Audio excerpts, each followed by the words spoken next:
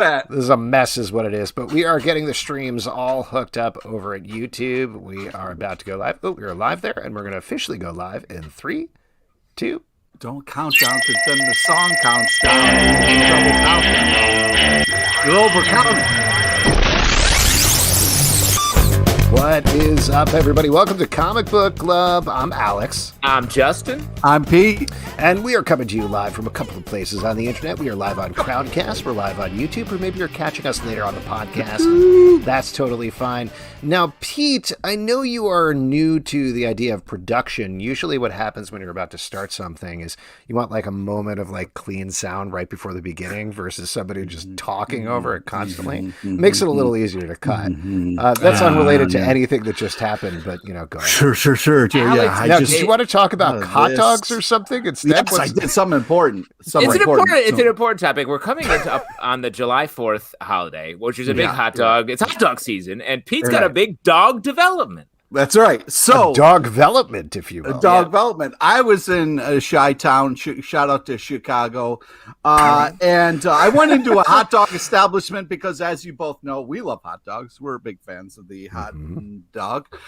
So there was a sign that said, notice, it is considered bad manners and harmful to your taste buds to put ketchup on your hot dog within the city limits of Chicago. True. You know what I did? I walked right up to that counter and I said, I want fucking ketchup and I want fucking mustard on my hot dog because that's how you fucking do it. Jesus. And they said, like, are you serious? Al Capone broke your legs. Yeah. And I was like, yeah, that's right. They said, go back to Rochester, Pete LePage. That's clearly where you're from and who you are, you garbage plate having motherfucker. Get out of here.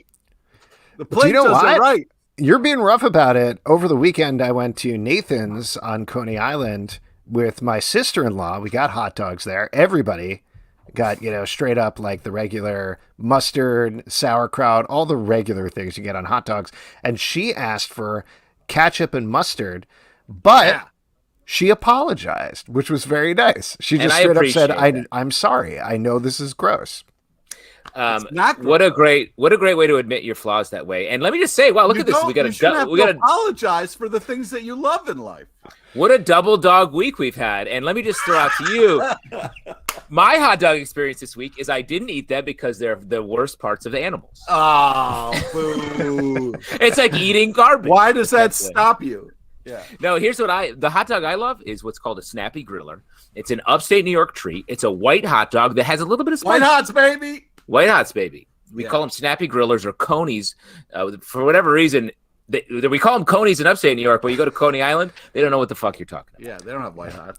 And I'd just like to remind anybody tuning in right now, this is a comic book podcast. But I did want to tee this up. We had a little bit of a debate, and we're going to welcome our amazing guest into the stream in a moment. But we did have a debate on the Patreon Slack today that I wanted to bring up. Somebody dropped this very funny meme into the Slack. I think it was Sam/FIFA Brit, and I wanted to show it here because there was a little bit of debate about it. So if you're listening online, it says all podcasts have the same 3 people hosting it, and it has 3 Pixar characters there. When Pete and I talked, we were taping a podcast earlier today. When Pete and I talked, Pete seemed confused about who was supposed to be who in this meme. Yeah, Pete, do you want to? It's not confusing for me. Okay, because who do you think? Do you want to call it? For I was told who I look like, and I hard disagree. I can appreciate the fact that one person has a goatee, and I was the original rocker of the goatee on this podcast. So, like, all right, fine, but I'm not balding. I have all my hair, so like the one person has a comb over in the thing. So I just assumed that was Zalb's. So it was a little this is getting into an area I don't think we really want to touch about. Well, Zalb wanted to bring it up. So if we're going to talk about it, let's talk about it. Like, sure, I'm definitely the pudgier of the 3. So I can get that. For me, it's more the attitude of the character. That's what I was talking about. You do not look like that character, Pete. That's the collector guy from Toy Story, right? Toy Story 2, yes. Yeah, from Toy Story 2. First of all, you love dressing up as a chicken, so that's one thing I know about you. Two, you love cowboys and collecting cowboys, so that lines you straight up with that character. You are the Newman of the podcast, that character played by Wayne Knight, famously. Yep. I don't know about that, but I do, do collect things, as you can tell. Yeah, and I gotta say, I think not to pigeonhole myself necessarily, but Justin, you look exactly like the character on the top there, the dad from Inside Out. That's weird that you think that looks like Justin. I think maybe the other guy's a little bit more. Really, it's the same face shape. It's the same hair. I will say strong eyebrows up top. And there is some heat from people in the Slack saying I am the Ratatouille guy in the bottom right hand corner, which. Yeah, maybe the guy in the bottom right-hand corner looks like a younger, kind of like more energy guy, which fits you. But I think the young guy looks a little bit like Alex, but I also think it's especially telling that Alex is actually driven by a rat. Yeah, I constantly have rats crawling around in my hair, forcing me to cook things. So, again, these characters match up. Let me shout out Aaron in the comments saying top guy is a guy that lost his tooth during a podcast recording for sure.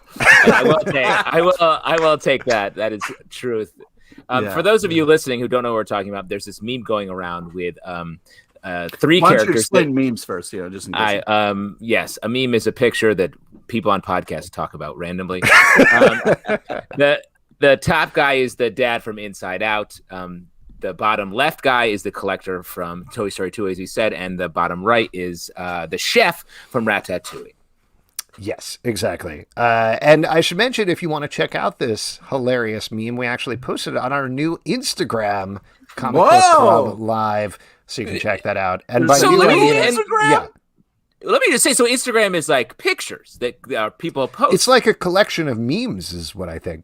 It's like still TikToks is the way that I think about it. Yeah. Oh wow, way to be very plugged in, but looking backwards. I like where your head's at. Thank you very much. One last plug that I think slow TikTok. I just joined slow TikTok. It's called Instagram. And then we should really welcome because we have two great guests tonight, and I really do want to welcome them in. But the last thing that I wanted to mention, our CBC chef Brett Macris has been curating a series of drinks from the Gotham City Cocktails book by Andre Darlington. Today's cocktail is called the Lazarus. This is a very heavy pour of it that I made, so I can slowly sip it over the next couple of hours. But it's super delicious. It's gin, vermouth, Cointreau, lemon juice. But the secret ingredient is you take a little absinthe and you give it an absinthe wash. Where did you get absinthe? This place, Sahadi's, near me.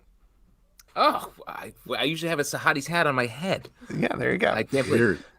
Yeah, I went to the liquor store. They were like, what is this? Could you spell that one more time? ABS? So they didn't know. But then I went over to Sadi's and they did have it. But yeah, it's very good. Highly recommend the cocktail. Super delicious. Man, I also want to plug that in August, Andre Darlington, the creator of Gotham City Cocktails, is going to be on our show. And not only that, he's going to be on our show with Brett Macris, our CBC chef. So we're going to have a total chef cocktail battle or something like that. We'll figure out what'll happen. That's going to be fun. Absolutely. But until that happens, we have a lot of fun for you tonight. We have two amazing guests, and I'm going to welcome the first one into the stream here. She is the creator of the Literary Tarot, which has been tearing up Kickstarter right now. Yes. Ladies and gentlemen, Dani Hedlund. Hello, Dani. How are you? Hello, everyone. Hey. I got my gin and tonic, and I'm going to combine it with my tea, since you only told me now I could drink. Oh, I'm sorry. I messed up. Thank you so much for coming on. So your Kickstarter, as usual with Comic Book Club, you're going to get the vaunted Comic Book Club bump, but at the same time, you definitely do not need it in any way. I took a look right before the show. You had a $80,000 goal for this. You are now at $456,000. Wow. Oh, my God. Which is wild. But this also is an incredible project for anybody who hasn't checked it out. It's a combination of an insane roster of writers paired up with tarot cards, pairing books with the tarot. Where did this project start, and who of this wild roster of authors, who was the first person to sign on? Ooh, all great questions. Well, I mean, I feel like everything that happened this year starts with someone going like womp womp, and then it was COVID. So this is what it started with, womp womp. And it was just like, all right, we run a literacy and education nonprofit. And suddenly all the fucking money is gone because it's all going to education or bookstores aren't opening. So I'm sitting here looking at a nonprofit that usually like goes into max security prisons and homeless shelters and helps underrepresented voices, being like, cool, how do I not fire my whole staff and not be a terrible, charlatan? But I had no idea. So I was just like, oh, fuck. I just scrambled for a couple months because we couldn't throw galas where we usually convince like rich people to put on corsets and get drunk and pretend they care. That was our primary funding source. So a whole bunch of weird things happened, which essentially was we published our first tarot story in Friction, which is the big magazine we put out. And I started to be like, well, what's this tarot thing? Like, I have a math degree, so I don't believe in imaginary bullshit, but like, ooh, pretty awesome. And yeah, then I started to dig in and I was like, actually, this is everything I love about comics. It's a pairing of storytelling with gorgeous art with a push to think critically about your own life. And wouldn't I be a raving hypocrite if I didn't find that cool? So I started thinking about it. And then the idea came that we do a literary tarot as a fundraiser instead of a gala. But we're really understaffed because it's fucking COVID. So I was like, we need to keep this like really manageable. Like, I'm going to get a couple cases of beer. I'm going to have my editors come over. We're going to get a spreadsheet and we're just going to sign out all the cards. And then what happened was I was really battling with I think it was a King Arthur placement. And I was like, well, Lev Grossman, who wrote The Magicians, has been writing a book about King Arthur for like a decade. I should just call him. I'm like, hey, Lev, what's going on with King Arthur? And then he went on this incredible diatribe. And I realized it's idiotic for even the best editors in the world to get really drunk and then know everything there is to know about 78 classics, when I could just go to the people that know, that have spent years agonizing about it. So this really manageable project that I pitched to my board as, hey guys, I bet I could just work on it for 10 hours a week for 6 months and it'll be done, has been the only thing I have done for 6 months. Wow. So yeah, it got really big really fast. But Lev Grossman was our very first sign on and his card is fucking gorgeous. Anyway, that was a long-winded answer to that. I'll try to be more concise next time. No, that's great. I love it. It's such a fascinating project, like I said. Can you get even real quick, the gin and tonic makes you less concise, the tea makes you more concise. So you can always just alternate back and forth. It's the opposite. Don't you remember at uni where you would be kind of tongue-tied when a cute girl came over and then you had a gin and tonic and you were like, fuck it, I'm super smooth.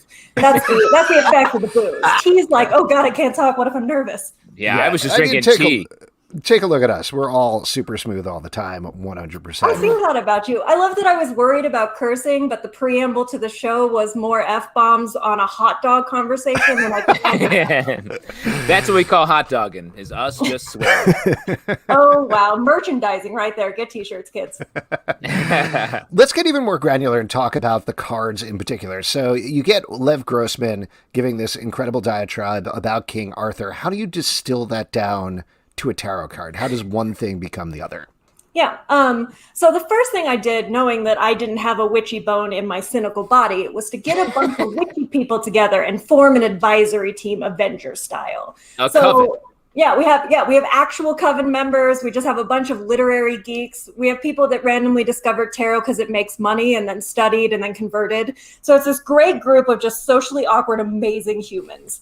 And so they are like the kind of furnace where we gestate most of the ideas. So what happened is I'll sit down with Lev and I'll be like, Lev, talk to me about King Arthur. And I thought he would say something, patriotic, not patriotic, wait for it, patriarchal. That's a word. Right, there we go. Let me drink more. Hold on. Yeah. All right, there you go. Oh, now I'm very articulate. But something like the Emperor card. Like the King Arthur's this man. He takes over the world. He takes a sword from a woman and he's really in power. But that's not what Lev cared about. What Lev really loves about King Arthur is that it's a tragedy. It's not the triumph. It's the fact that they fought for this ideal of Camelot, but inevitably they were going to lose it. So we went through that lens, and then I went to my amazing team and I was like, guys, give me your tragedy cards. Give me the things that's an ending of an era. So we popped 3 cards on Lev's desk, and he ended up choosing the World, which is this incredible card about how you strive for something, but everything is reciprocal and everything will end and new eras would die. And the artwork is incredible. It's got this, woman in the lake emerging from the circular round table. Oh, it's so sexy. Wow. Now, after going through all this, are you now like, hey, maybe these tarot cards are something you're into? Like, have they converted you, or not moved you at all after going through this experience? I feel like I want to say it hasn't moved me at all, so I could just die as stubborn as I was when I was 16 years old. Like, that's how you show maturity, no growth. Yeah. But I get it now. Like, I understand the idea of tarot because it's exactly like reading. Like, if I'm going to read Lord of the Rings, hopefully I'm not going to identify with Frodo because that guy's a little bitch. But I'm definitely like, Samwise, you know shit. And I'm going to be like, what are the parts of my life that I can identify with Samwise Gamgee? And that's what tarot is. It's just like, oh, I drew a card where like the worst part of it means that I'm a selfish dickhead. Maybe I shouldn't be a selfish dickhead today. And that's pretty great. Well, and what I love about your approach is you're going to the people who have the most sort of storytelling knowledge about these different pieces, and you're assembling this, like, if you want to take the mysticism out of it, this storytelling device where you could sit down and put it together right on the table in front of you. Yeah, That's I awesome. definitely agree. Kelly Sue DeConnick, who was one of our original comic creators, who then activated the celebrity phone tree, which is why I have so many comic people in this. But she draws a card every day. And I think that she's not, like, she's a very practical person. But she's like, Dani, I draw it. And then I think to myself, like, how does this apply to my personal life? Like, am I failing in any way? Am I striving too hard? How does this affect to my writing right now? Like, am I not really giving my character a gray and a black hat? And I think that's just an ingenious way to just spark your mind first thing in the morning. Like, fuck meditation, get a tarot deck. Wow. What about put that on the box. Put that on the box. You got the writing side down. What about the art? Who tackled that? Did you pair artists up specifically with the writers, or was it one artist for the entire deck, or how did that work?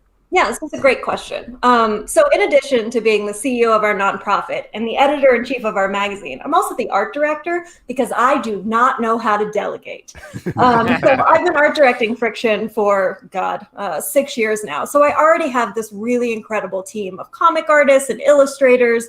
And so I could pretty much just have my pick of who I thought would be the best to bring this to life. And so I chose 3 Friction artists that I really, really love, and they would each take a suit. But that left me 2 suits that wouldn't have anyone. So I wanted a really comic booky style that still was pretty illustrative because it needs to be live storytelling. And who's better at that than comic artists? So I ended up poaching 2 new kids. Shan is one who was a recommendation from another tarot guru. And one person, Isabel Burke, I found her on Instagram. She's still at uni. I don't even think she can legally drink. This is her very first professional gig, and she's so good. She just turned in Mark Millar's card, and it is just so fucking good. And it's amazing. They're this great team. They work well together. They spend all their time just complimenting each other in Slack. It's just, it's amazing. Wow. So, were you going to say something, Justin? Yeah, I was going to say, so have you done a tarot reading lately? Like, what's the future presenting to you right now? Oh, so the only person that reads my tarot is my partner. And I don't know if you guys have ever been in love, but that means that we fight every time. Like, it's inevitably a reading is an excuse to be like, did you do the dishes today? I guess you haven't. Who's letting whom down? Yeah. So I don't like it. And I try not to do it. So I hope someday someone will read my tarot who like deeply cares more about my boob size than cares about whether I've done the dishes. But like that might never happen. That just blew my mind a little bit. I mean, legitimately, Pete's girlfriend in the comments was like, we fought the first time that we read tarot. So you nailed it right on the head, at least for Pete and his girlfriend. For me and my wife, honestly, you got to do it in like the honeymoon phase where it's like, oh, you drew the Tower card. I just think that means we're going to be in love forever. I keep getting the Knight of Unresolved Resentment. What is that? What is that card? People have like written on that and put it in the deck, and she just pulls it out of her sleeve every time. Do the dishes more. That's the key. That's okay, good. You just read my tarot. Once you started putting this project together and then moved it over to Kickstarter, obviously you've got, like, not to use a terrible joke, but you already have a stack deck here in terms of the writers. No, you didn't have to do that. You didn't. I did. It was in my brain that I had to say it out loud. Didn't have to. But you have this incredible roster of writers, so already you have a little bit of a built-in audience. I mean, you got Roxane Gay's fans who are coming on, Mark Millar, like you said, Kelly Sue DeConnick, everybody else that's on there. But what was your expectation right before you hit live on that Kickstarter? So before this, I'm a book publisher, and you guys may or may not know, but people do not enjoy reading books. So my like a successful Friction Kickstarter for us is like 30,000. I'm like, oh yeah, we converted like 1,000 more people into being literate who may or may not open this book.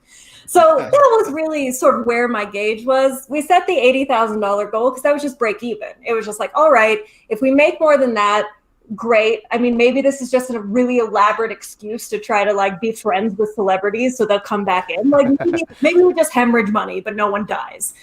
So when we hit that goal in like 4 hours, it was very surreal. I was also just like hysterically sleep deprived. Like the video that you just watched, I made at 3 a.m. the day before the launch. Because I thought to myself, I can't sleep. I bet we need a video. I can teach myself Adobe. Wow. So I was like, really numb inside. And I'm like messaging my COO who lives in the UK being like, is this going well? This is going well, right? Like, are we good at our jobs? That can't be right. Are we good at our jobs?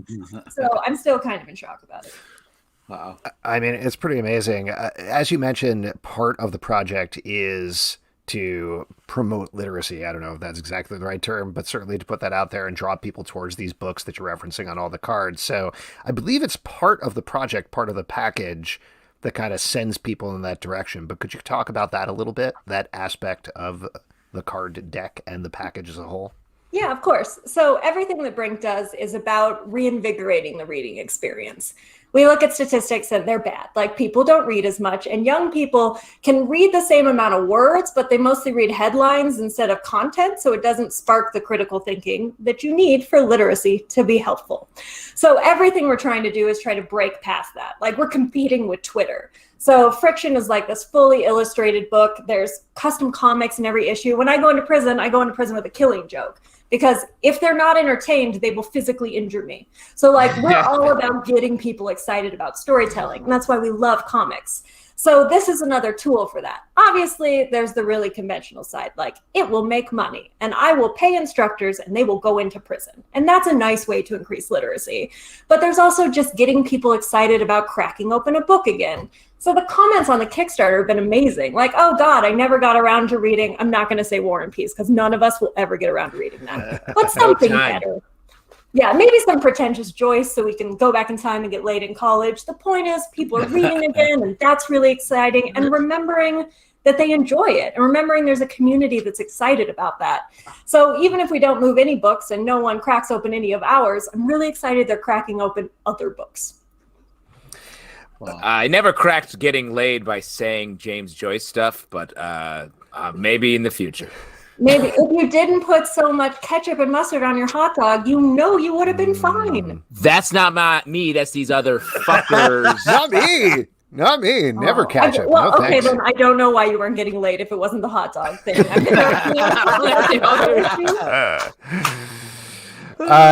Kickstarter is running for the rest of the month at this point, right? It is indeed. All right. And the rewards are awesome. The project is awesome. Anything else you want to plug before we let you go? Oh, God, wouldn't it be a great thing? And then the marketing people are going to message me and be like, boss, what the fuck is wrong with you? You should have said insert anything. But no, I'm really tired. Please go get a tarot deck or tell someone who cares about it to get a tarot deck or like just don't send mean things to me on Twitter. All of those would be great. I love that. That's the best plug for something you're doing of all time, I think. Congrats on all the incredible success. Very excited to check this out. It's an awesome project. And everybody should check it out too. Thanks, Dani. Perfect. Thanks so much for having me, guys. Great and thanks for the excuse to drink. Oh, yeah, absolutely. Happy to provide it. All right, there we go. Once again, that's Dani Hedlund. The project is called The Literary Tarot. It's on Kickstarter right now for the Brink Literacy Project, so definitely check it out. The cards the ones that they've shown off already are awesome. They So look cool. so Really? cool. Looks such a cool package. Have you guys ever had your tarot done? Obviously, Pete, we know you had sort of a bummer. Yeah. What happened? What was the reading that got you, Pete? Yeah, well, I really don't want to unplug that fucking dam that I've worked very long to plug back up. I don't want to do that. So thank you for giving me the opportunity to put my foot in my mouth, but I'm not going to take it. Wow, great. Wow. You've really grown. The tarot really taught you a lesson. Mm-hmm.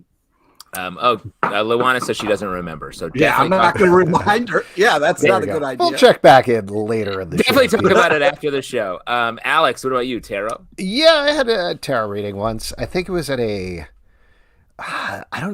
was like an AIDS dance-a-thon at the Javits Center, weirdly, and they were doing tarot, and I was like very tired from the dance-a-thon, so I took a break to do that.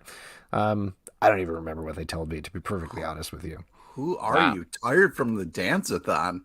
I don't picture like you a dance out marathon. There. Yeah, like you're just out there dancing the night away. You get pledges and you dance, and then the more you dance, the more money you raise to combat AIDS. Mr. Zalbin, the card I keep getting is please stop dancing. Your dancing is weird. Please stop dancing. It's like a rat is controlling you from your hair. Accurate.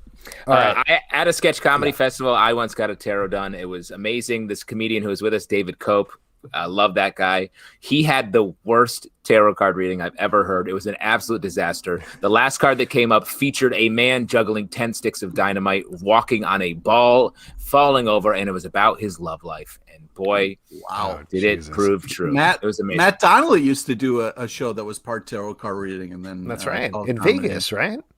Yeah. Yeah, there you go. That dude's hilarious. Yeah, I lost $1,000 to him in that show because I thought it was blackjack. Betting on tarot, yeah. Oh, yeah. All right, we're going to welcome our second guest in here. He is the writer of the amazing Image Comics book, Home, that is out now that we've been reviewing on the Stack. Yes. It's very cool if you've never checked it out. Ladies and gentlemen, Julio Anta, hello. How are you? Hey, everyone. First of all, did I get your name right? Julio Anta? Did I do it correctly? Close enough, Anta. It's all good. It's all good. Oh, man. All right. I suck hard. Alex, let it ride. Let it ride. Just go with it. All right. I'm just going to run with it. We love Home. This book is so good. And I think part of it, if folks have not been checking it out, that really suckered us in with the first issue was it seemed like one thing and then it becomes another thing by the end. I'm dancing around spoilers a little bit because I'm not sure how much you want to put out there. But it has this wonderful twist, but it doesn't let go over the next two issues, and the third one is out tomorrow, of the emotion and the characters and everything behind it, which is so wonderful to read.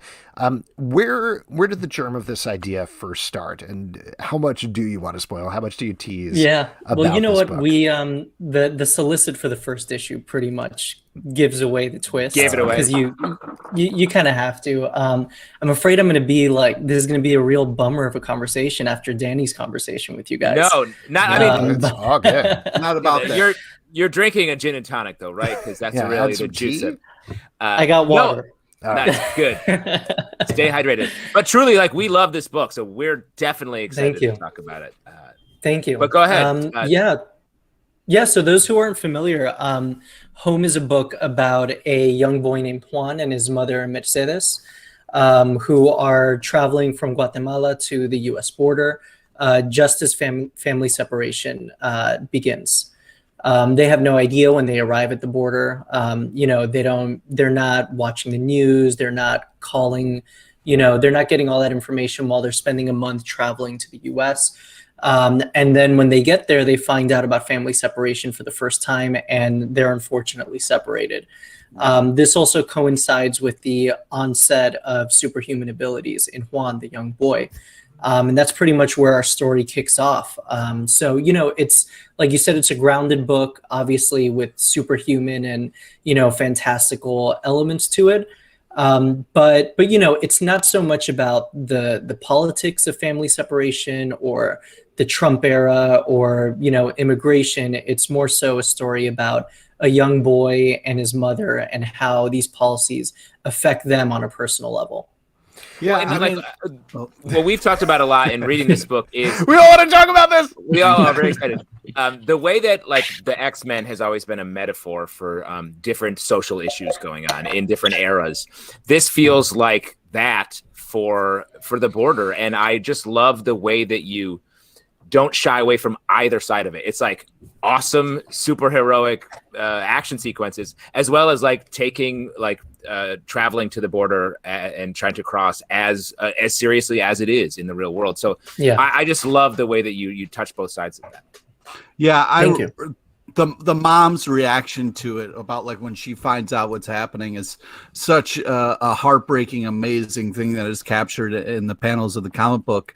And just like, as you said, you know, instead of just talking about those things, showing what it's like for a family to go through that without commenting, like letting that be the comment was, it's just such a powerful, fantastic thing. And Juan is so adorable, but just like, it's just so heartbreaking and on all the right ways. So thank you for this book. It is not only beautiful, but very moving. I was curious. Thank you. That's kind of what we were trying to do with the book, you know, which is just like shine a light on the issue and kind of just put it in front of people. You know, the story speaks for itself. You know, it doesn't need, you know, the commentary isn't really necessary. It just kind of, you know, I feel like most people, regardless of their politics, if they can see what's actually happening, they'll feel something, you know, and maybe that will influence their views. But yeah, what you said is exactly what we're going for. I was curious if you could talk about the structure of the first issue, because again, for those who haven't read it, like you mentioned, you put it out there in the solicit. I hadn't read the solicit, so to give you the emotional ride that I went on, I went in and there's a certain expectation with Image Comics where it's, okay, there's some sort of sci-fi concept, there's some sort of fantasy concept. Mm-hmm. So I was reading the issue thinking, okay, wait, maybe there's not. Maybe that's not going to happen. And it is saved by the end. Normally, to be perfectly honest, that sort of thing would actually kind of annoy me, like feeling like you're holding off on the superpowers until the very end of the issue. But the reason I think it works is because you are so invested in these characters before you do have that twist. So how did you land on that? Was there a point when the powers were earlier in the issue, later? Did you move it around, or was it always going to be there at the end? Yeah, no, I mean, there were definitely different versions of it. You know, this is a book that I kind of conceived of in the summer or fall of 2018. Family separation started in the spring. And Image didn't pick it up until February 2020. So it was, you know, there's a decent amount of time where I'm living with, you know, the research, the story, and putting together like various versions of the script for the first issue. There was an earlier version where the first issue is just their journey, and the first issue ends on them arriving at the border. Obviously, that is just the first 3 pages now of the first issue. And there's also a version where you see his powers kind of manifesting throughout their journey. But for me, I think, you know, what you said, I think it makes me feel good about it because I feel like I succeeded in what we were trying to do, which is, you know, not so much pull the rug out from under readers, but have them feel for this kid without any pretense of like, when is he going to use his powers? What is he going to use his powers for? And just come to know this kid as just a kid who is in this situation that he has no control over.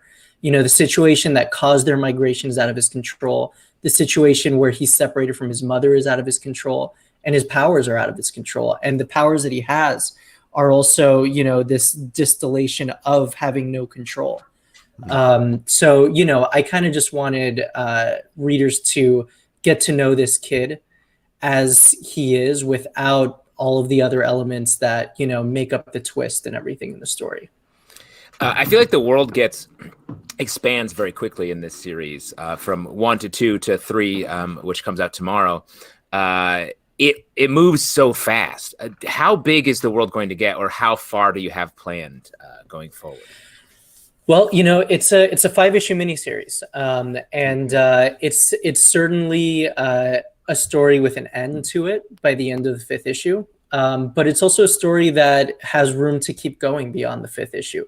And that's something that we plan to hopefully do in the future with another, 5-issue mini.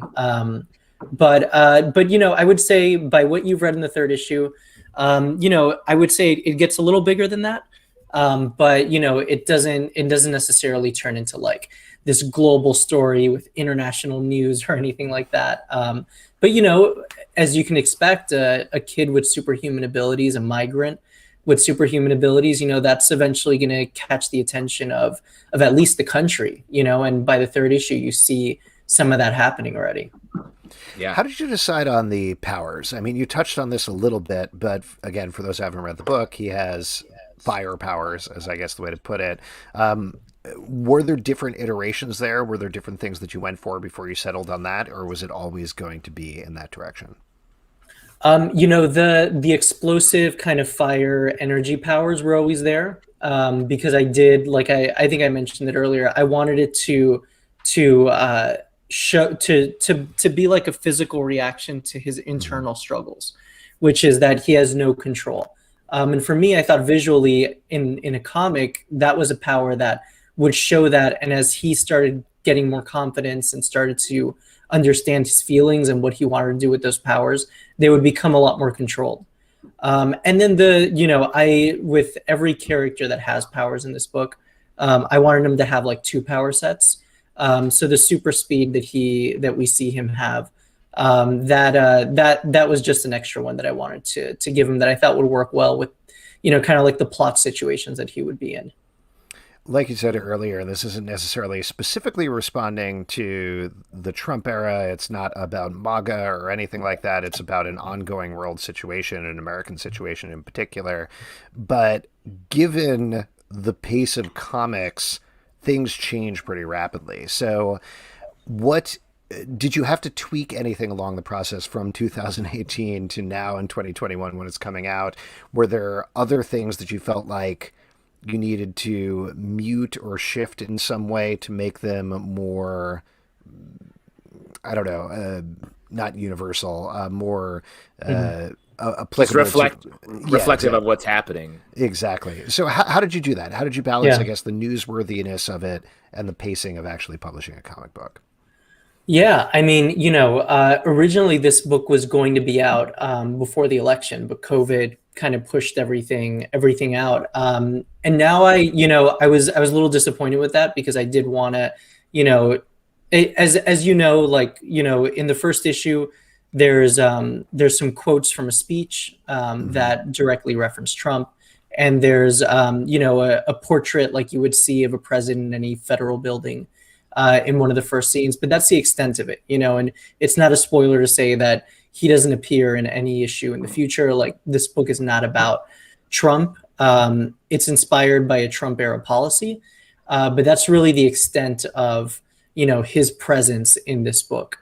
But I think it was almost a blessing that it came out after, the Trump administration was out of power, because I think we're seeing, I would never personally compare what's happening at the border now with Biden to Trump, because Trump was another level of just, cruelty and wickedness. What we're seeing now, I think, is kind of, the same old story that we've been seeing from any Democrat and any pre-Trump Republican, which is really just a difference in, the way that we talk about it. Democrats make it a little fluffier, but really ultimately we're talking about the same kinds of policies. If we just exclude Trump and what happened during that era. But, I think now what we're seeing, I think it goes to show how things are pretty much the same, from what it was before. It's not, like I said, as bad as what was happening during Trump. But, electing a new president doesn't automatically change what's happening at the border. This is something that's been happening for decades and decades, different policies, but, pretty much the same results, until somebody came in and saw all the executive power that they had and, took it to a further level than we may have expected. But so no, I didn't really feel the need to change it, because this is a story that existed within that specific time period. Go ahead, Justin. I was going to say, when you outside of this book, when you look, are you drawing inspiration from other current events, things happening in the world as you look at your next project, or is it just specific to this issue? Yeah, I mean, so Home is the first published book that I've had. It's with Image. Prior to that, I had done a bunch of mini comics that I posted on my website and online for free, just on Twitter. And they all tackle some sort of issue that I was, reflecting on or angry about at the time. A lot of those do have to do with immigration and my identity as a Latino, and my family's history. My family's history is that my father is a Cuban refugee who came to the U.S. when he was 5 years old. My grandparents on my mother's side were undocumented immigrants from Colombia, and I'm from Miami. So this is my culture. This is everything that I've been surrounded by. So most of my work does tackle these issues in some way. And some of my future work will too. I have a graphic novel coming out called Frontera from Harper Alley. It's a YA graphic novel. And that's another story that takes place on the border. But it's different. It's a magical realism book. And it takes place really, in the borderlands throughout the entire book, rather than, a story that sprawls from Guatemala to Texas like Home is. We do have a question over here on YouTube from Derek Mainhart. Have you received any backlash about the book? Yeah, definitely. I think everybody listening to this, watching you guys, we all love comics. We've been, probably reading comics our entire life. And I think we also keep up with, comics news and what's been going on over the last few years.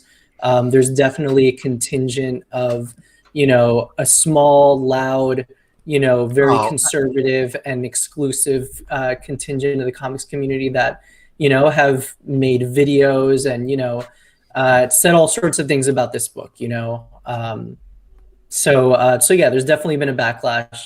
But like I said, it's not a book about politics. It's a book about people who are affected by political policies. But there's some people who don't want any politics, anything that makes them uncomfortable in any comic, So there's certainly been backlash. Sorry, I was worried that Zalben was going to show the phone call conversation, and emotionally I couldn't take that right now. So I got a little. Don't put that up there. I can't. Yeah, sorry. I can't do that again. I already cried once. I did want to spoil the issue, but I do want to ask you about teasing it, because beyond all the real world stuff, it's also, like we were talking about earlier, a really fun book to read at the same time. And I don't think you want to lose that, because there are these superpowers. There is this intrigue going on at the same time. You do have a very comic booky, actiony arc. So we've read it. We loved it. But for anybody who hasn't, what can you tease about what's coming up in issue 3? Yeah. Well, I think you're right. I think issue 3 becomes a little fun. One of the comments I get the most about the book is that it made people cry, and they were emotional reading it. So it's obviously based off of a lot of research. The phone call scene that you just mentioned, that was ripped literally from when I was researching the book, prior to even researching the book, before I even knew I was going to write this book, I was listening to a podcast, and it was a mother speaking to her son who she'd been separated from. And a lot of what is in that conversation was ripped directly from this phone call that was featured on a podcast that I listened to. A mother telling her son, "I'm so sorry that we ever did this. I had no idea this was going to happen. If I knew that you were going to be taken from me, I would have never brought you." And as a father myself, my son was 3 when this was happening. He's 6 now. It was really hard. I remember listening to that podcast, being on the train platform and just tearing up and crying listening to it, because I could imagine those feelings.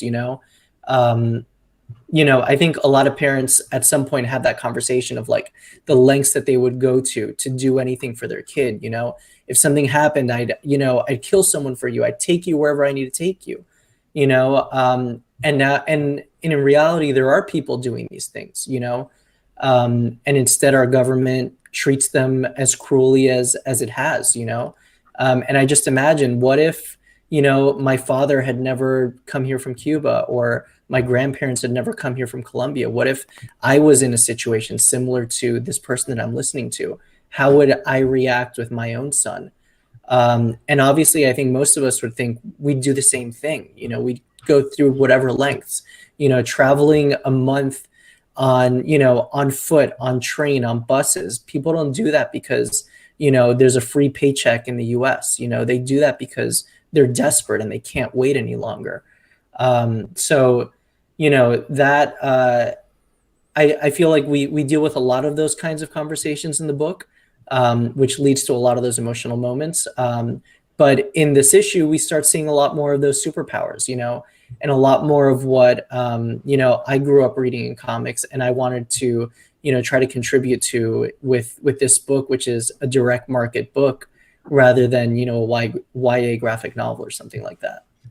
I love that. All of that. Like I'm like crying right now almost here. And the way the emotionality you're putting in the front half, and then the back half of the book is like, and we're also going to just blow up some trees and knock them down and stuff. Like, it's going to be a wicked fight. We're going to get wild. We're going to have some fun now. Yeah, I was thinking the entire time, wow, this is a really beautiful answer, but what if you had listened to our podcast instead? Would there be a conversation about what you put on your hot dog? Probably. Also great. Yeah, great. What about you, Sal? Yeah. We have another question here on YouTube. Other than the podcast you mentioned, what kind of additional research did you have to do for the book? Yeah. So like I mentioned a little bit before, I didn't have the idea for this book until the summer or the fall of 2018, somewhere around there. But when family separation started, or when we all found out that it had started, because we found out a few weeks after it had become, a standard practice. And now a few years later from it, we've learned that it was actually piloted at one border facility months earlier. So, we're constantly kind of finding out the scope of this policy, and just how many people it affected. But as the news was kind of coming out, I was kind of sucked in by it. I mentioned listening to podcasts, but I was finding all these local news videos on YouTube from the areas where these border stations were. I was reading everything that I could find about it. And then it was also kind of my entry into starting to understand the policies that led us to this, because this wasn't, the thing about immigration policies is that there's a lot of room for the executive branch to kind of do whatever they think is best based off of national security. And a lot of that is like post 9/11 stuff, and other policies that were put in that were kind of written into executive orders but never put into place, which is where you get that kind of like weird conversation about Obama started family separation, when in reality that's not what they were actually doing, but they did leave the door open for it, which the Trump administration, was happy to go forward with that. Man, that's a lot to put on a comic book. And we have just this past weekend, Kamala Harris saying "Don't come." It's all the story shifts so slightly as we go forward in time. Yeah, it's like you were saying, the Democrats make it a little fluffier. Like they fluff it up. They take the pillows. They're like, "Ooh, these are hard pillows. Let's fluff it up a little bit." And see and I think that's why that's why it was so shocking to some people to hear her say that, because you could have given me that quote and said Trump said it, and I would have believed you. And Trump has said pretty much the exact same thing. But I think given the comments that she's had in the past, given her, her identity as a first generation immigrant, and her family's history, and all of this rhetoric coming from the Democratic side that was, antithetical to what Trump was doing, I think it was shocking to some people, but also, expected and short-sighted, because we've dealt with this in the past from Democrats as well. It's not, this black and white issue where, Republicans are against immigration and Democrats are, want to let everybody in. That might be the rhetoric that the right might want you to believe, but the Democrats are a lot closer to them than they give them credit, you know? Yeah, absolutely. And just to kind of wrap up here and emphasize to everybody listening out there, this book is great. And thank you for writing it. Really enjoying it a lot. So much, and I know I keep harping on this aspect in particular, but it is a very serious subject and it is very emotional. But it's also a book that when I see it pop up for me a month, I'm like, ooh, I'm looking forward to reading this. You know, I think given the heaviness of the topic, that, not to get too big about it, but I think, like we were kind of talking about, that's one of the magics of comics, is that you have a superpower comic that suckers you in a certain way to be able to talk about these bigger, headier, deeper issues, and you're doing it real well. So thanks. Thank you. Thanks for delivering on it. No, I appreciate it. Thank you. Cool. And if you can work, I don't know how comics work time-wise, but since you have 2 more issues after that, if you want to work in the hot dog conversation by like issue 5, absolutely feel free. We're right at the end. Issue 5, so I can definitely just throw it into a random scene that makes no sense. Yeah, but you know, it'll be just for you. Oh, thank you so much. Just what we want to hear. Julio, thank you so much for coming on the show. Good luck with the comic. Thank you for having me, guys. Yeah, take care, man. All right, thank you, guys. Take care. All right, there we go. Once again, Julio Anta. The book is Home from Image Comics. It's great. Issue 3 is out tomorrow. And we are going to move on with our next section, which is my favorite section because you all make it up. It is your audience questions. And for audience questions, there's 2 ways you can do that. One, you both have been already doing this so well, but YouTube, you've been doing it well. Just drop your questions in the comments over there. Here on Crowdcast, drop it and ask a question. I see a bunch of them piling up already. But first, Alex, have we been doing a good job too? You're really just complimenting everybody. Just you boys are my special little boys. What about you? Don't ever say that. We are special little boys. Not necessary the second time, but great. I know we have a special cocktail. Here's what happened. I don't have any of those ingredients. Yeah, I'm not. Unfortunately, I don't live a Zalban bougie lifestyle where I have like fresh lemon zest available wherever. I have the lemon. I will say I have the lemon. That is, of all the ingredients you could have said, the lemon is the easiest to find. You definitely have lemon.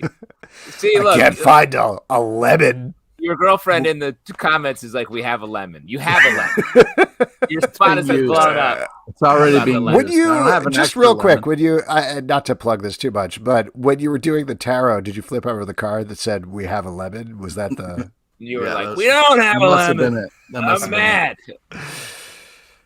Anyway, I'm drinking a Stucci Brothers beer from Brick City Brewing. It is a double India Pale Ale. It looks already. I'm gonna fall asleep. TV in 7 show to 8 minutes. logo. This is real. Saved by the Bell. Yeah, I was gonna say. Look at that. Nice. What about you, Pete? I'm kicking it Rochester here with a little Captain and Coke. You know what I mean?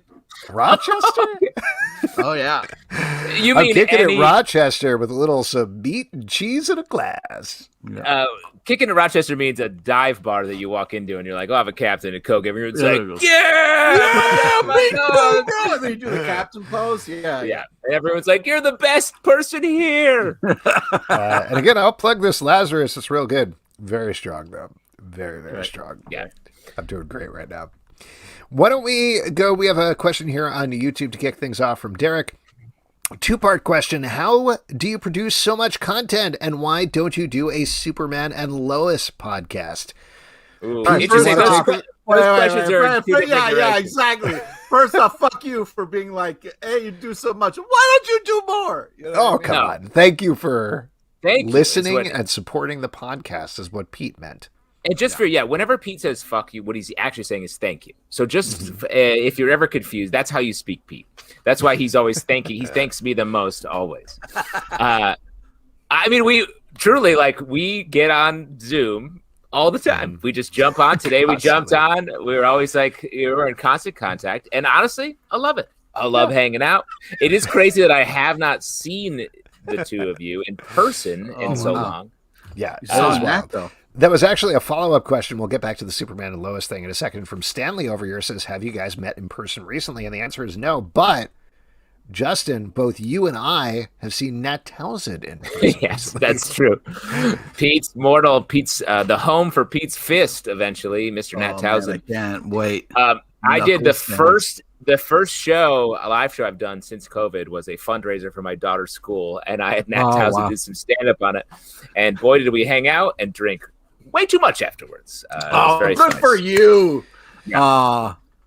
I saw Nat at a bar around the corner from me, and we chatted very briefly. It was very nice. We made tentative plans to get a drink. Now that I found out he gets people drunk, I'm not into it because I drink in moderation. That's not true. You're drinking literally like exactly. You're drinking a poison very cocktail. Poisoned right now. That's a preserve for dead bodies you're putting in your mouth. Pretty much. It's very good. And to answer the question about the Superman and Lois podcast, so this is, I think we've talked about this here before, but a lot of the spin-off podcasts that we do really depend on amount of time and a release date more than everything. There are, like, if we're already currently doing 2 podcasts at that time, we can't really add a third podcast just because of our schedules, just because of the way things are going. So that's part of it. The other thing is that a lot of ongoing weekly shows are difficult to do. Superman and Lois, little asterisk there, I think is 13 episodes. But when you think about like a 22 episode season, it's a lot to do. Riverdale is the first one that we did, so we stick with it. But for the most part, weekly broadcast shows, we don't do quite as much because the other thing is they just don't send the screeners in advance. So we don't have time to fit it in when we can fit it in. But Superman and Lois is great. I don't know if you guys have been watching it, but I've been very impressed with the show and I've really been enjoying it. I haven't been watching it, but only because we don't do a podcast. So as soon as we do, I'm definitely going to tune in. All right. Sounds good. Let's get to some questions over here. This is... this might have been a question from one of our guests. This is from Josh. Sure What's your favorite card in the major arcana? We'll turn to Pete, who is our tarot expert on the podcast. I mean, that's the thing about the cards is depending on how they're facing and stuff, there's different ways to take them. It's very cool and very interesting when it comes to like a deck of cards and like how it kind of comes across and what's going on with it. So, it's, Pete, are you talking about tarot cards or just a regular deck of playing cards? Tarot cards, but because you love the 7 of diamonds, right? Who doesn't? Yeah, I don't know anything about tarot. I literally had my tarot read that one time, and I was like, I don't know.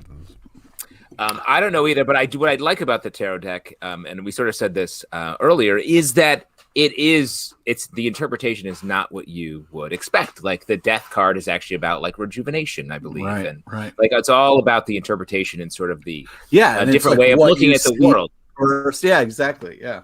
It's so very that's why I'm so surprised. I'm so curious for when you're like right now going to tell us about your tarot reading.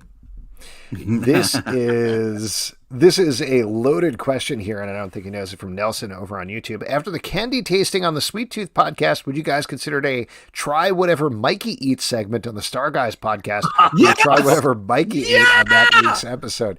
That is what I'm here's talking the thing. about. This is definitely like we're pulling back the curtain here too much, but as you guys probably know, we do a bunch of different podcasts. We did the Sweet Tooth podcast, which you guys should definitely check out. I've been very happy with it. We recapped all the episodes.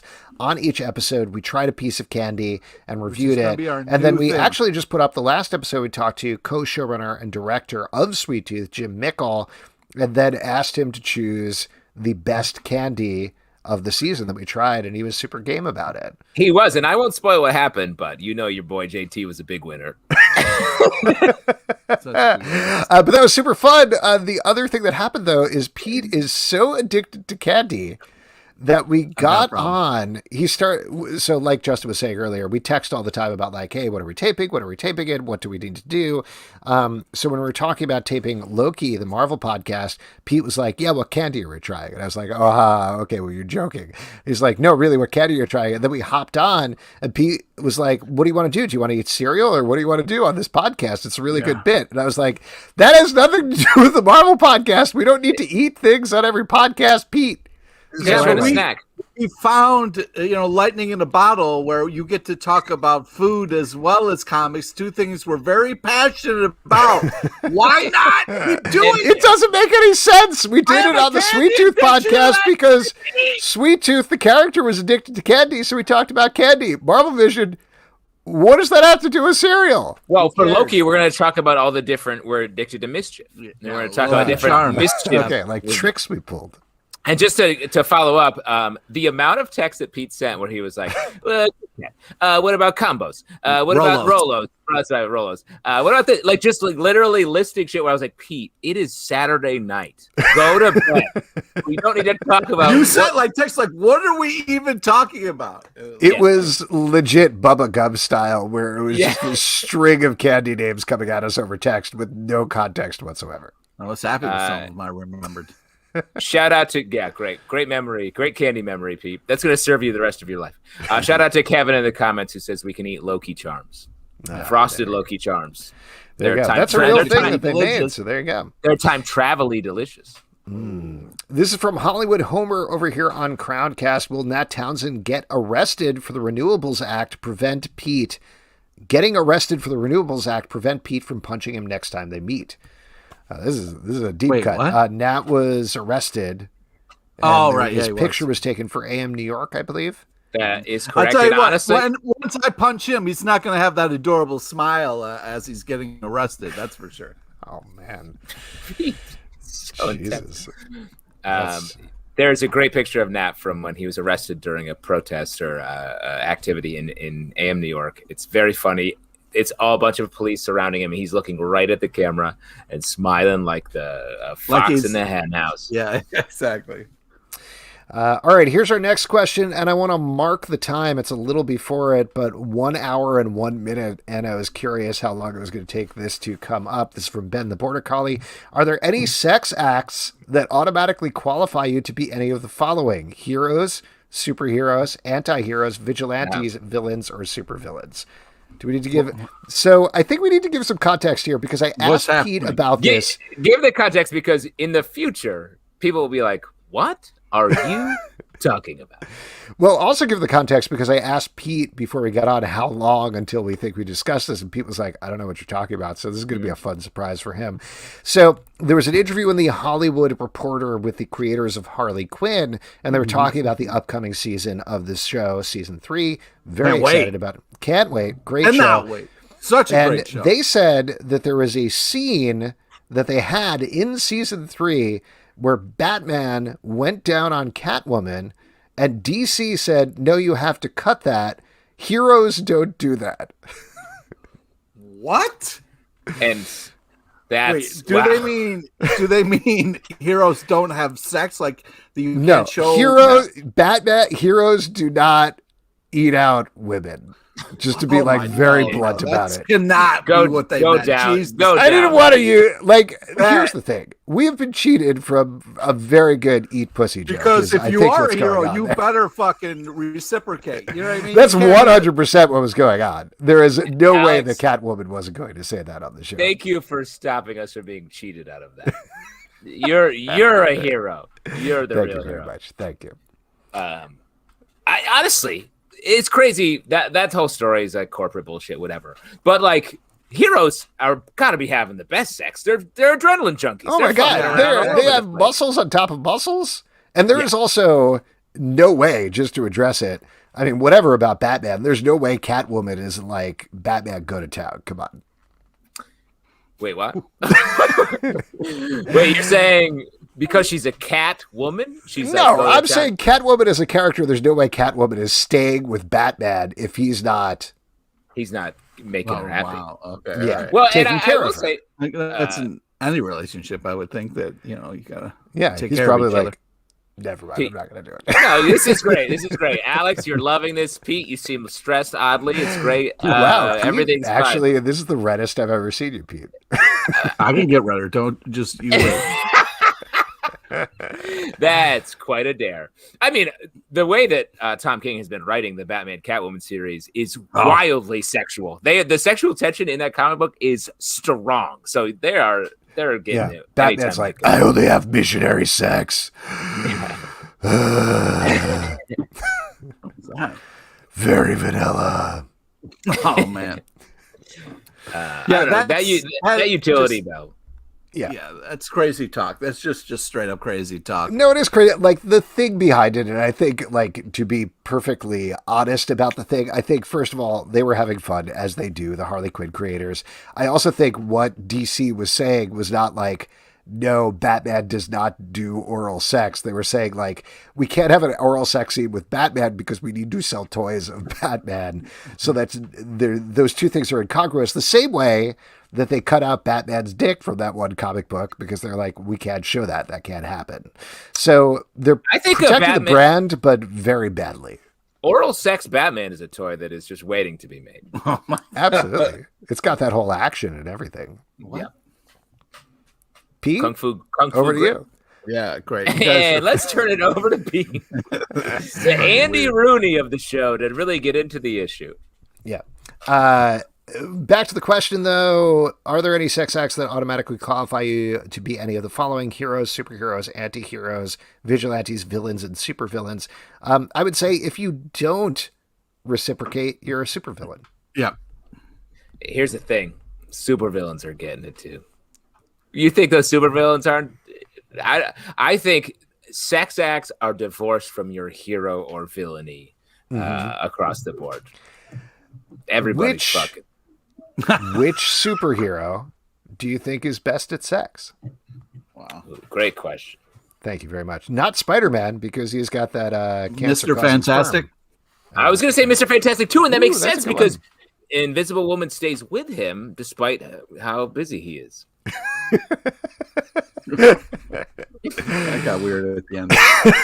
That's what you talk about all the time, but you hate because you feel like he's distracted all the time, but maybe he's not distracted when it matters. All right. Oh, Luana has a really inappropriate story she wants to tell. Don't right you now, dare. don't. Oh, let's invite her into the stream. Let's invite her into the stream real quick, and then we can talk about the tarot thing as well, and you can do an ad for Manscaped, I guess, Pete, or whatever you want to talk about. Literally Pete's worst nightmare occurring right now. All right. Why don't we move on to another question? This is from Stray Bullet. With all the superhero-themed cocktails lately, what cocktails would you pair up with your favorite comic hero? Assuming these are still your favorite heroes: Alex Cypher, Justin Starman, Pete Punisher. Also, it's also come to light that according to the official Marvel drinking coloring book, Cyclops drinks amaretto sours. Does this make him even more awful? And the answer is yes. Yes. Thank you, Stray Bullet. That is. I will say I like Cyclops, and I've never felt worse about him than when I saw that amaretto sour thing. So Absolutely. There's a dark side to the Marvel drinking coloring book. I used to drink amaretto sours all the time. That makes so much sense. I knew that. I feel like we're fucking absolute. I've definitely been at the Triple Crown, maybe where you ordered an amaretto sour. I was like, okay, Grandma, what are we doing tonight? Oh my god. But what drinks pair with our favorite characters? And if you want to go far afield, but otherwise, let's keep it to Cypher, Starman, and Punisher. Yes. Yeah, I feel like Punisher's just going to drink beer or something simple, like just. Pete, Punisher is going to drink shots. Okay. Yeah. I was going to say, shots. Or do a shot. Yeah. Shots fired. Or a shot and a beer, Shots. Shots. He's Punisher. Shots. I get it. I understand what you're. Yeah. Great. Starman. I mean, I was gonna go throw right over to Shade, the sort of villain / hero of the Starman universe, and that guy's drinking straight absinthe, very topically. He's drinking the classic absinthe sugar cube method, and it's some of that real wormwood shit that makes your brain break. Oh yeah. Wow. This is an honest question. I'm not setting you up for anything. Would Starman be more likely to drink like he's a hipster? Would he drink craft beer, or would he have a cocktail, or what do you think? I think probably he is a hipster, but I think he's more of a Jack Neat hipster, or not even Jack. Powers. He's a Powers Neat hipster. Wow, that's a good one. That's very specific. Yeah. Cypher. What's Cypher drink? I don't know, milk or something. Words. Yeah. Water, probably amaretto sours. Amaretto sours, yeah, absolutely. No, he's like, that amaretto's too strong. I'll just take the sour. He's like, I drink lemon drops. I also used to drink those all the time. I bet you did. Yeah, of course you did. Yeah, I'm and apple surprised it's TDs. not. Oh my God, that's worse than what I was thinking. I would punch you in the face if we were at a bar and you ordered an apple TD. I never ordered them at bars, but I used to make them all the time at parties. I get a big jug of the. Yo, that's apple 10 mix. times worse, dude. I wish you ordered them at Terrible. bars and then made them at parties. It was a different time. It was a different time. Oh my God. Cornell Alex, must have been so much Alec fun. has a case of apple pucker underneath his computer. This is from Edward Doherty. What comics titles characters would benefit from a time jump? Do you remember any effective time jumps in comic history, e.g. The Walking Dead finale? Effective time jumps. I mean, let me throw it. This is very top of mind and sort of very current, but I thought the Future State crossover that DC just did was very effective. And I like the fact that they're building up towards some of those more interesting stories in the current DC continuity. I mean, I know I probably say this a lot, but I love the Old Man Logan stuff. I thought that was a kind of a fun, like the end stuff that Marvel did a little bit ago was really cool too, where they were kind of like fast forward characters. Another DC one that I don't think necessarily panned out well, but started well was 1 year later. That came after the 52 books, right? Where suddenly they skipped ahead a year.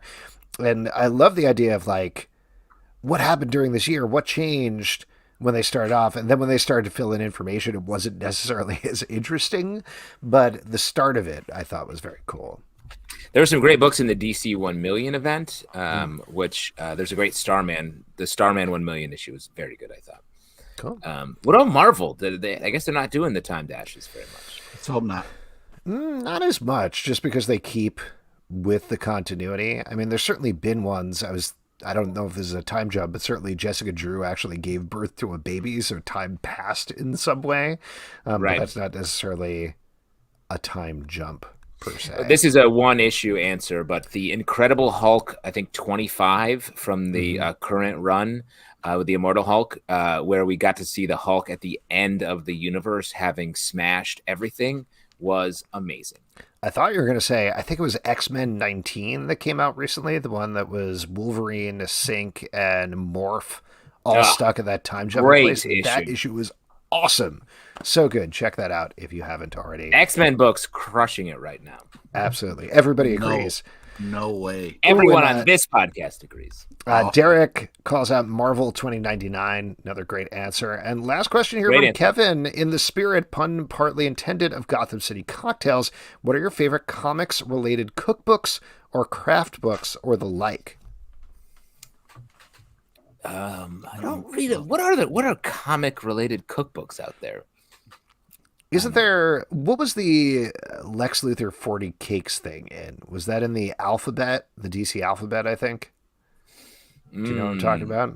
Not really, no. No, hold on. I'll find it so I don't get the quote wrong. Lex Luthor 40 Cakes.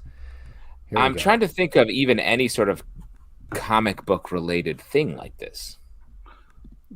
Deadpool cookbook. Yeah, it was the DC alphabet. Hold on. Here we go. I'm finding it. This is fun. Yeah, this we could. What about talking? What about the Snyder Cut Mother Box meal? Oh yeah, that we definitely were gonna get. And what?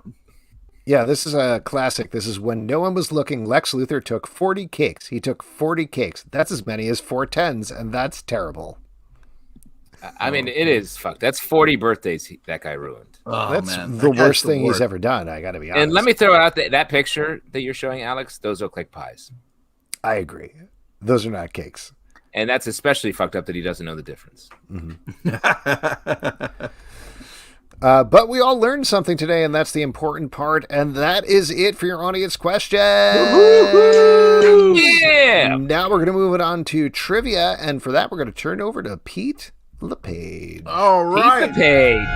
This is the part where we give back to you, the lovely audience. It's an opportunity to win $25 free to Midtown Comics Online. That's right. It's simple. First hand up in the comments. And you will participate in the trivia and then win $25 free and buy comics online. If you're sharp enough to answer this man's trivia questions. Yes, right. And if you're over on YouTube, just say me or hand up or anything like that. I know there are a couple of folks. Ooh, we got a hand up here. Oh, we got a hand up already? Okay, here we go. We got a hand up over here on Croncast. We're going to welcome Adriel Moreland into Adriel Moreland. Definitely said that name many times. Adriel, I love when I land on Adriel Moreland. Me too. Yeah. It rolls off the tongue. Pete, do you have a theme for trivia today? Is it topical comic book news, maybe? It is. Don't spoil the script. Sorry. Yeah. The people are dying to know if Pete's going to cover the topical. I get all of my topical news from trivia. Well, I do. I'm glad you're talking about this, Justin. I do put in there some topical comic news that people can get excited about future projects that are coming out. And I purposely don't put any X-Men stuff because what's happening right now is fucking ridiculous. Bunch of rich people going to fucking galas and shit. Like I give a shit. You don't like galas? No. Pete, gala's just like a ball, but a little bit fancier. More. Yeah, that's right. More bougie, more fucking asshole-ish. What's this bourgeois? What's this bougie? You're really coming down on the bougie. Yeah, well, I'm not a fan. Here, we're going to try to invite Adriel one more time. If that doesn't work, we'll just do it in the comments as we have done before. Yes. This must be fun for the podcast listening audience. Question, Justin, do you identify as bougie? And I do not. I am an anti-elitist. It seems like you're very protective of bougie people there for a little bit. I'm not. I'm curious about your bougie, your anti-bougie stance. If something has changed, if you encountered some sort of bougie hot dog order or situation or something like that, and you're feeling like more of a man of the people, the proletariat for ketchup. So, just to check, you're saying you're not bougie, even though you look like this. That guy is. That guy, I mean, if you've watched Inside Out, he's not bougie. He's the guy that moves them to San Francisco and forces them to eat broccoli pizza. He's bougie. I think he's fired. He's a failed bougie. He's not quite delivering. All right, Adriel, I think this is not working, so we're going to move on with trivia. You can drop your answers in the comments here. No problem. All right, Pete, so today's trivia is on topical comic news. And a small nod to the legend Ned Beatty. Here we go. Please listen to all three options before making your selection. Here we go. Question number 1. What Marvel character is being resurrected in a new limited series? Is it A, Uncle Ben, B, Kazar, or is it C, Jon Favreau? So it's either A, don't pick it, or it's B, Kazar. That is right. That's correct. B is correct. B. That is topical news. I will say that. Okay, here we go. Question number 2.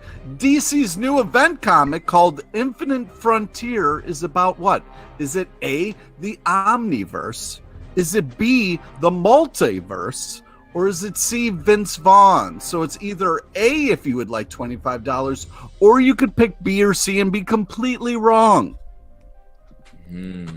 A is correct. Double A. You said A twice because it's question number 2. I appreciate what you're doing out there.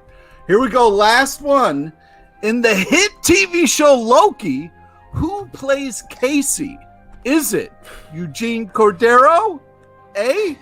Is it B, Greg Pak? Or is it C, Carrie Madugu? So it's either A, Eugene Cordero, or it's completely wrong. So hopefully you will say A. Yes, nice. $3 yours. Thank you very much. Incredible. Adriel, shoot us an email at comicbookclublive@gmail.com and we will get you $25 gift card to Midtown Comics. Now, as we all know, there are tons of new comics coming. Oh, what is the secret quiz? I forget every time. It's okay. It's the 1993 classic Rudy. Great. Yes. Jon Favreau, Vince Vaughn meeting for the first time, magic happening and creating, some of maybe the greatest comedy of all time. So yeah, Kevin did call that. I just want to mention Kevin called Rudy pretty early on in the process. As we Shout out to Ned Beatty. You're talking, Pete. I feel like a lot of your quizzes are fueled by celebrity deaths. Mm-hmm. Yeah. That's why I'm giving nods to legends that are no longer with us. Wow. Okay, what if you appreciate that? Yeah, you don't remember that whole John Candy thing, Robin Williams thing I went on? Wait, sorry. Who is Robin Williams? Oh my God! If I could reach this computer and strangle you with my I'm just not familiar with his filmography. Is there any way I could learn about films that he's made? He's the guy from Bicentennial Man. That's right. Not familiar with it. Is there a way I could learn about? Is there a way I could learn about 3 actors that have appeared in movies that Robin Williams has also been in? Just 3 names of actors. You have. Have you seen 1 Hour Photo? That's another one that he's known for. Yeah. Oh, so he's sort of a dramedian. Yeah, that's right. what I'd call him. Tragedian. New comics come out all the time. There's some big ones coming out this week. What are you looking forward to, Pete? Well, there's a lot of great stuff. I'm looking forward to Home number 3, as well as I am looking forward to Usagi Yojimbo number 20. Great. Justin, what about you? I agree. There are a lot of great comics coming out tomorrow. I'm going to give a shout out to a comic I've shouted out a couple times, The Many Deaths of Layla Starr, by Ram V and Philippe Andrade. Really enjoying that. Great sort of myth-making comic about a god that comes back to Earth. But I gotta also shout out, if nothing else, to balance the scales away from Badman Pete LePage's straight-up X-Men hate, Planet-size X-Men, moving the X-Men story in a whole new direction. No, very excited for that. Rip you apart on the fucking stack. This is bullshit. Pete, this is the part of the show where it's my turn to talk. And Planet-size, you fucks.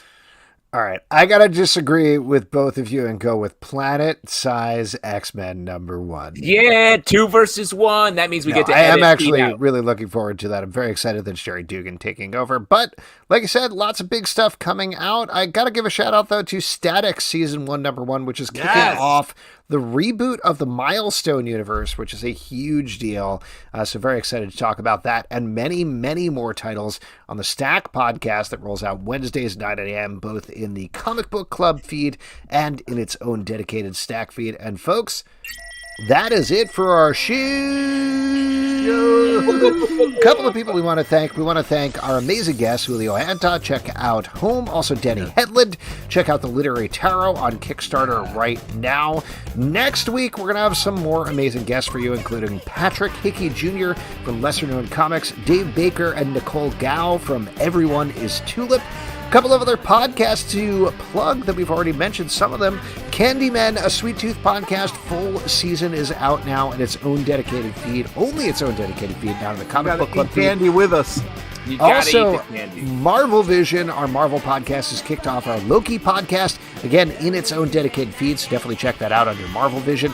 Star Guys, a Stargirl podcast. We just put up a Season 2 trailer episode today, so that's coming back very rapidly, so definitely check that out. We're going to eat along with Mikey in Season 2, whatever trash he puts in his mouth. Very excited to make a chocolate volcano with all of you. Patreon.com/Comic Book Club to support the show and all the shows we do. iTunes, Android, Spotify, Stitcher, or the app of your choice. To subscribe, follow, and listen at Comic Book Live on Twitter, Comic Book Club Live on Instagram, comicbookclublive.com for this podcast and many more. Until next time, good night. Yeah, get on that slow TikTok. Take care of yourself.